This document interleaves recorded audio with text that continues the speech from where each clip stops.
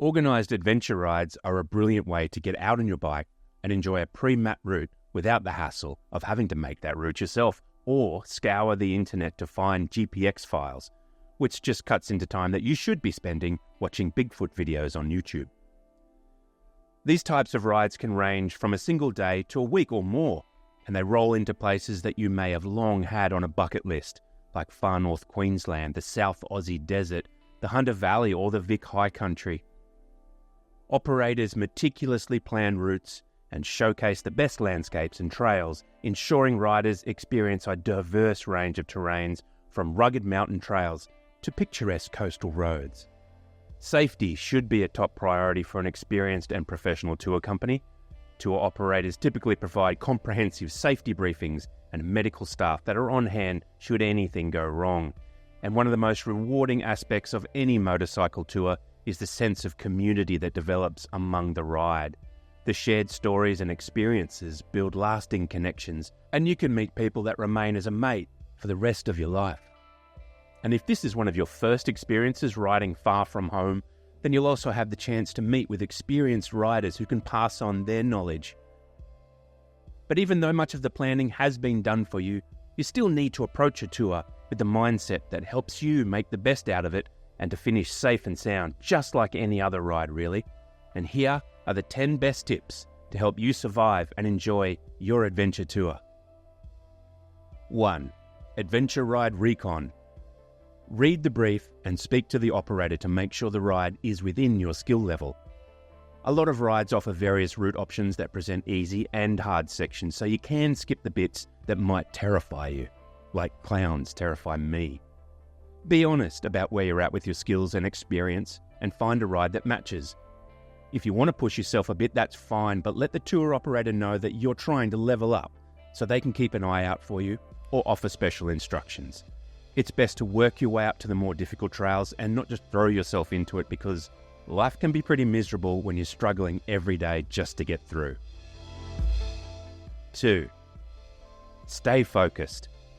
Something that's often not taken into account, particularly with newer riders, is that some days on an adventure ride can be really long. The tracks might not even be technical, but it takes a physical and mental toll to be on a bike for 8 to 10 hours and then get up and do it again and do it again. Featureless terrains can start messing with your mind. The hours of wind noise and sitting in the same position can be uncomfortable. So be sure you can put that kind of time in and not just stay safe, but actually enjoy it too. Remember, the idea here is to have fun. 3. Zero dickhead policy. This is a big one. Don't be a dickhead. If you're not sure what being a dickhead looks like on the trails, it probably means you already are one. Nobody cares how fast you are. Don't be that guy who intentionally roosts people when you go past them. If you genuinely need that much attention, go and do a dance on TikTok dressed as a slutty unicorn, but don't bring that attitude on a ride. 4. Do you see what I see? Get off your bike. Stop and see all that you can. Don't race through the days for a winner's trophy that will never be awarded. Sure, there are time constraints, particularly on long days, but don't miss all the things that you went out there to experience. That's where the stories come from years down the line, not the fact that you got in first, but saw nothing. 5. Listen and learn. Listen to every instruction the organizer gives you about the route.